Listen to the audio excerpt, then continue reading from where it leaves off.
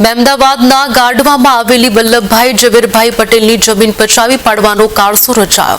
ગુજરાત પ્રાંતીય સમિતિની જમીન હતી, જેમાં બે વખતે મહત્વનું છે કે જેમાં તે વખતે માલિક તરીકે વલ્લભભાઈ પટેલનું નામ ચાલતું હતું. જૂની શરતોનો લાભ લઈને આરોપીઓએ હીરાભાઈ ડાભીને વલ્લભભાઈ ઝવેરીભાઈ પટેલનું નામ ધારણ કરાવી ભૂપેન્દ્ર ડાભીએ આ જમીનનો વેચાણ દસ્તાવેજ પોતાના નામે કરાવી દીધો, જે બાબતે મહેમદાવાદ એડિશનલ કોર્ટ તમામ આરોપીઓને 5 વર્ષની સજા ફટકારી છે.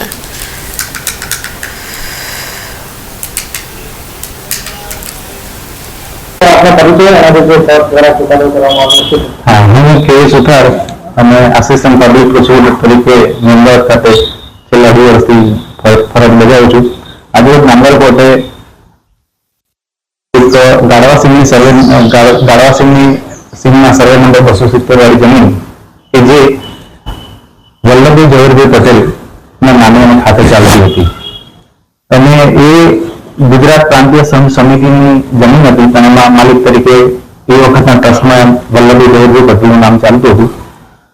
વર્ષ 2004માં જયારે કમ્પ્યુટર રેકોર્ડ થયું ત્યારે આગળ જે ગુજરાત પ્રાંતીય સમિતિ જે પ્રાસ લખેલું હતું રેકર્ડમાં એ દૂર થઈ ગયું અને ફક્ત વલ્લભભાઈ ઝવેરભાઈનું નામ રેકર્ડમાં રહેલું અને જમીન જૂની શરતની થયેલી એનો લાભ આરોપીઓએ લઈ અને હીરાભાઈ કલાભાઈ ડાભી ને વલ્લભભાઈ ઝવેરભાઈ પટેલનું નામ ધારણ કરાવી ભૂપેન્દ્રભાઈ દેસાઈભાઈ ડાભીએ આ ગાળવાસિંહની સર્વે નંબર 270 વાળી જમીનનો વેચાણ દસ્તાવેજ પોતાના નામે કરાવી લીધેલો.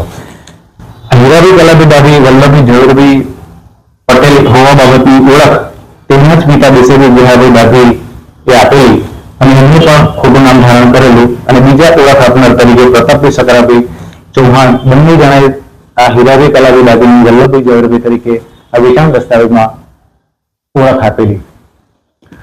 આ કેસ નામદાર મહેમદાવાદમાં એડિશનલ કોર્ટમાં ચાલી જતા નામદાર કોર્ટે તમામ આરોપીઓને ખોટો દસ્તાવેજ બનાવી તેનો ઉપયોગ કરવાના ગુનામાં તકસીરવાન ઠરાવેલ છે.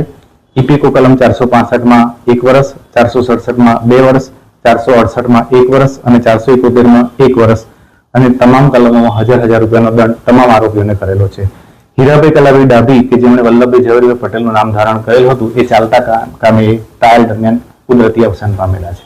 એટલે બાકીના 3 આરોપીઓને નામદાર કોર્ટે તકસીરવાન ઠરાવેલા છે.